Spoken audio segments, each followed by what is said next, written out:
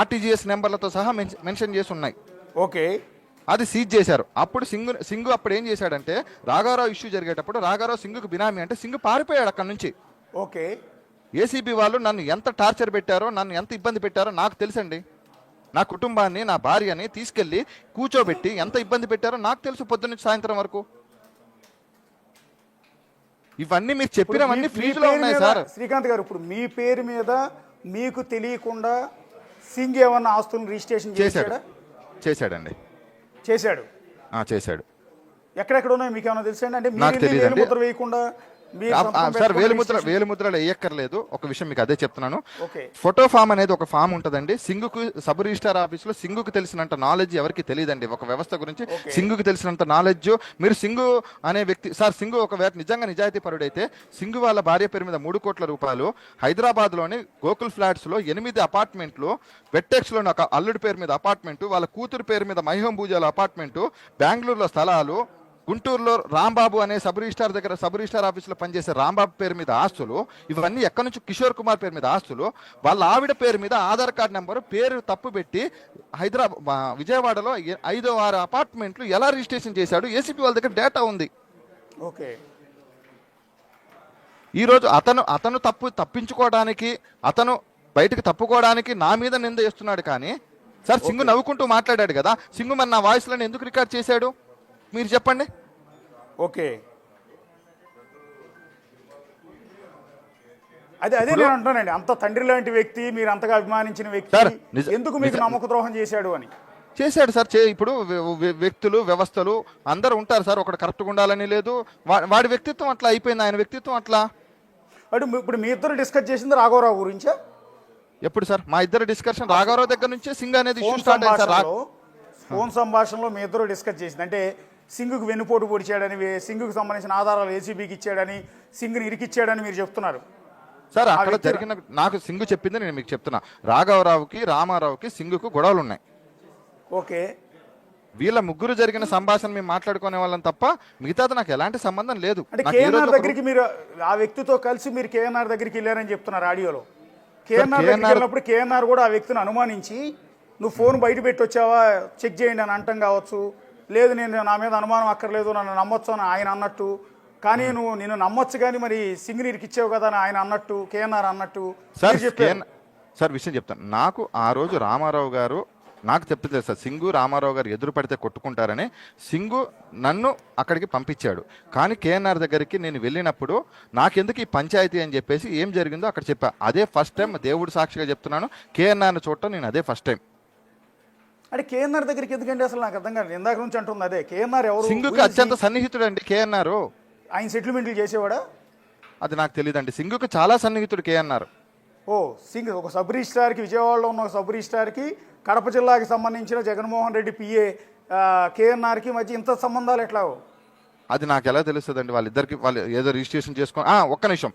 KNR అనే వ్యక్తి ఎలా పరిచయం అంటే, కేఎన్ఆర్కి విజయవాడలో అపార్ట్మెంట్ ఉంది. ఆ అపార్ట్మెంట్ అప్పుడు గుణదల ఆఫీస్లో సింగు ఉన్నాడు. ఓకే. అట్లా వాళ్ళిద్దరి మధ్య పరిచయం ఏర్పడ్డదండి. కావాలంటే మీరు ఆ డాక్యుమెంట్ కూడా చెక్ చేసుకోండి.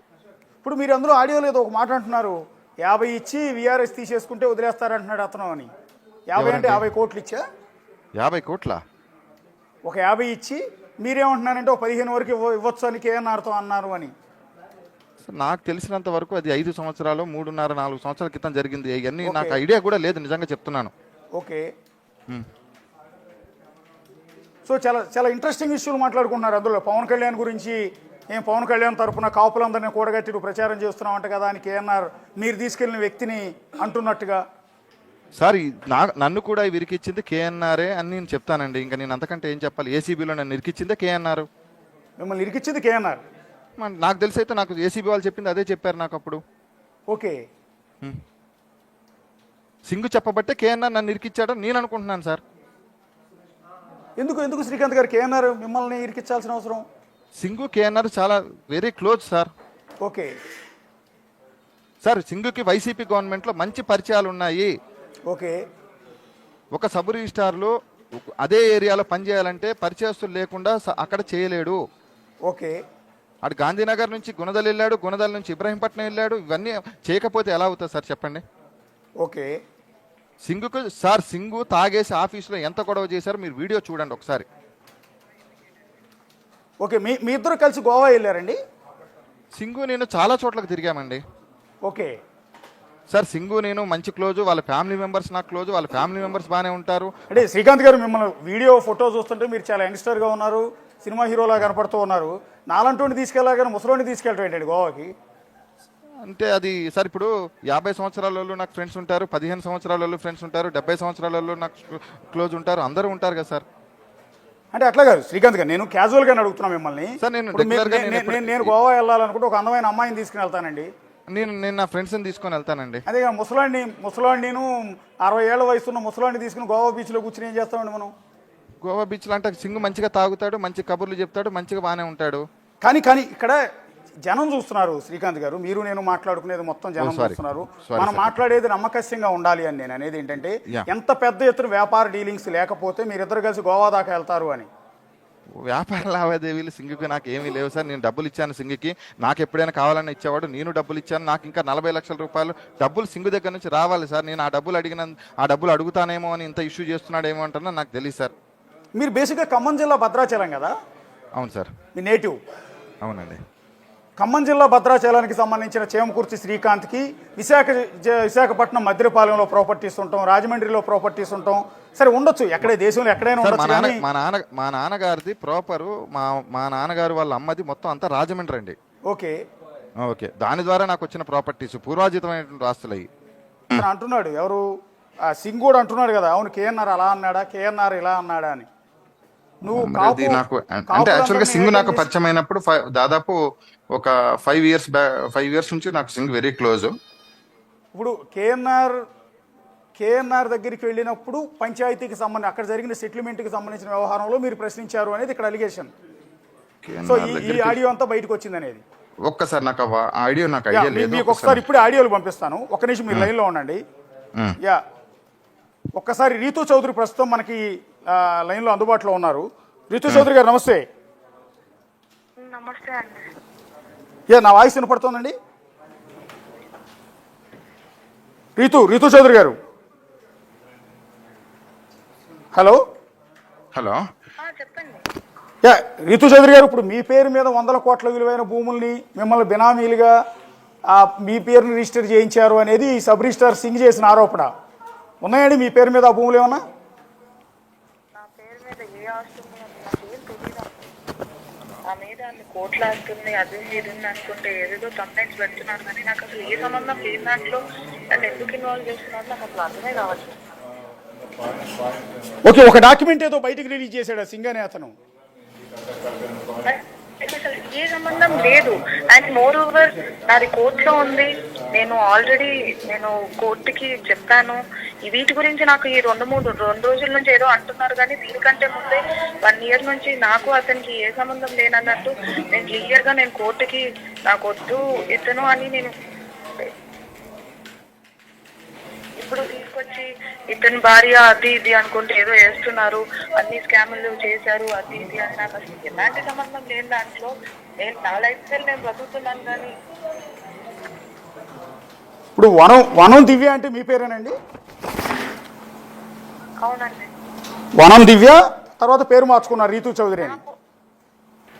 అవును. ఇప్పుడు నాకు అసలు ఆ రిజిస్ట్రేషన్లు వీటి గురించి నాకు అసలు ఏ ఐడియా లేదు. మీరు క్లియర్గా చూస్తే నేను అంతకుముందు ఏ ల్యాండ్లు కొన్నా లేదు, ఏ ఫ్లాట్లు కొన్నా లేదు. నాకు అసలు రిజిస్ట్రేషన్ ఆఫీస్లో ఎలాంటివి జరుగుతాయి అనేది కూడా ఏ క్లారిటీ లేదు. ఏదో సంతకం పెట్టమనంటే పెట్టాను తప్ప నాకు ఇది అన్ని కోట్లు ఇన్ని కోట్లు అసలు వీటి గురించే తెలియదు.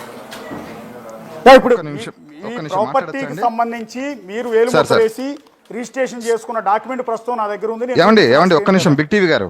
సార్ నమస్తే అండి. శ్రీకాంత్ గారు. హలో సార్, ఒక విషయం మీకు క్లారిటీ ఇస్తున్నాను. మీరు ఆ డాక్యుమెంట్ క్లియర్గా చదవండి. అది డాక్యుమెంట్ మేము రిలేషన్షిప్లో ఉన్నప్పుడు నేను అవుట్ ఆఫ్ వెళ్ళేటప్పుడు రీతుకి పవర్ ఇచ్చాను. అప్పుడు దానికి ల్యాండ్ సేల్ అమ్ముతారేమో అనే ఉద్దేశం చేత రీతుకి ఇచ్చిన పవర్ అది. రీతు మీద ఉన్న సేల్ డీడ్ కాదు. దయచేసి ఆ డాక్యుమెంట్ మీరు ఒకసారి చూడండి. ఒక నిమిషం శ్రీకాంత్ గారు. ఓకే, ఒక నిమిషం. రీతు గారు ఒక్క నిమిషం. మీకు వేరే ఫోన్ నుంచి కాల్ చేస్తాం. ఇది ఆడియో డిస్టర్బెన్స్ ఉంది, మీకు ఇంకో ఫోన్ నుంచి కాల్ చేస్తాం. ఒక్కసారి ఈ ఫోన్ నుంచి కలపండి. యా శ్రీకాంత్ గారు.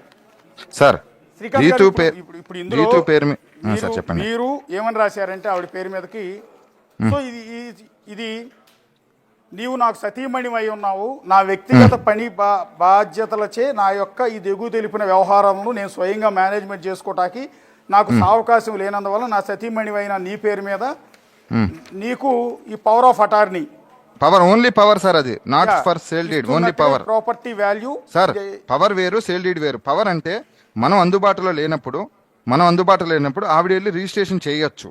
That is only for power, okay, not for registration. అదే నిన్నటి నుంచి మీరు ఆ అమ్మాయి పేరు మీద ఆస్తులు పెట్టాను, ఆ అమ్మాయి పేరు మీద అది చేశాను ఇది చేశానని రకరకాలుగా వేస్తున్నారు. దయచేసి వేసే వాళ్ళు కూడా కొంచెం దయచేసి దాన్ని సేల్ డీడా పవరా ఒకసారి తెలుసుకోమని చెప్పి మీ మూలంగా నేను చెప్తున్నాను. యా ఓకే, తప్పకుండా అండి. ఇప్పుడు మీరు చెప్పినప్పుడు ఖచ్చితంగా అది సింగ్ చేసిన ఆరోపణ మేము చేస్తున్నది బిగ్ టీవీ సార్. సింగు చేసిన ఆరోపణ కాబట్టి దయచేసి మీరు కూడా ఏదైనా సబ్ రిజిస్టార్ని కానీ ఏదైనా డిస్ట్రిక్ట్ రిజిస్టార్ని కానీ ఐజీ గారిని కానీ లైన్లో తీసుకుంటే ఒక్కసారి పవర్కి సేల్ డీడ్కి సేల్ కమ్ జీపీకి ఒక ఐడియా ఉంటుంది. యా ఇప్పుడు మీ భార్య, ఇప్పుడు ఆవిడ మీ భార్యనండి, ఆవిడ నా భర్త కాదన్నట్టుగా చెప్తున్నా. యాక్చువల్గా ఒక విషయం చెప్తాను, మా ఇద్దరు ఇది మా ఫ్యామిలీకి సంబంధించిన సమస్య, ఇది మా వ్యక్తిగత సమస్య అండి. మేము ఏదో కోర్టు ద్వారా చూసుకున్నాం కాబట్టి ఇప్పుడు దాని గురించి నేను మాట్లాడకూడదు. Okay okay, no problem. మీ ప్రైవసీ అది మీ ఇష్టం. దాని గురించి సారీ ఫర్ అది నేను చెప్పినందుకు అనుకోకండి. కరెక్ట్ కాదు, అది మేము కూడా ప్రస్తావించిన కరెక్ట్ కాదు. అంటే మేము ఇంకా ఇప్పటి వరకు మాకు డైవర్స్ నోటీస్ నాకు రాలేదు. మొన్న ఏదో డైవర్స్ నోటీస్ అంటున్నారు. ప్రస్తుతానికి మేము మాట్లాడుకుంటున్నాం, కానీ ఇది మా ఫ్యామిలీకి సంబంధించిన సమస్య. ఓకే అండి, దాన్ని మీ పర్సనల్ వ్యవహారంలోకి అసలు మేము దయచేసి ఫ్యామిలీ మ్యాటర్లో దయచేసి వేయకండి, ఎందుకంటే మాకు ఇంకా ఎలాంటి నోటీసు రాలేదు, ఎలాంటిది కూడా రాలేదు. తప్పకుండా అండి. ఇప్పుడు నేను అడుగుతున్నది ఏంటంటే, ఇందాక ఫోన్ ఆడియోలో మీరు కేఎన్ఆర్ దగ్గరికి తీసుకెళ్లి పంచాయతీ పెట్టింది ఎవరిని? రామారావునా? నాకు తెలిసినంత వరకు రామారావునేనా సార్. నాకు కేఎన్ఆర్ అనే వ్యక్తి, సింగ్ అనే వ్యక్తి చూపిస్తే మాత్రమే తెలుసు. ఓకే, నాకు కేఎన్ఆర్ డైరెక్ట్గా నాకు వ్యక్తిగతంగా కేఎన్ఆర్ అనే వ్యక్తి పరిచయం కాదు. సింగ్ 2-3 సార్లు కేఎన్ఆర్ ఇంటికి వెళ్ళి మాట్లాడుకునేవాడు. ఆయన ఏం మాట్లాడాడో తెలియదు. ఒకరోజు ఒక సబ్ రిజిస్టార్కిను రామారావు గారికి డిఆర్ గారికి గొడవ జరుగుతున్నప్పుడు సింగ్ నేను రాను, అక్కడికి వస్తే గొడవలు అవుతాయి శ్రీకాంత్, నువ్వెళ్ళు మాట్లాడు అంటే నేను అక్కడికి వెళ్ళాను తప్ప అక్కడ ఏం జరిగిందో నాకు సంబంధించిన ఒక ఫ్రెండ్ని పంపించాను. అక్కడ మాట్లాడుకున్నారు. అక్కడ ఏదైతే మాట్లాడుకున్నారో నేను సింగ్ చెప్పాను.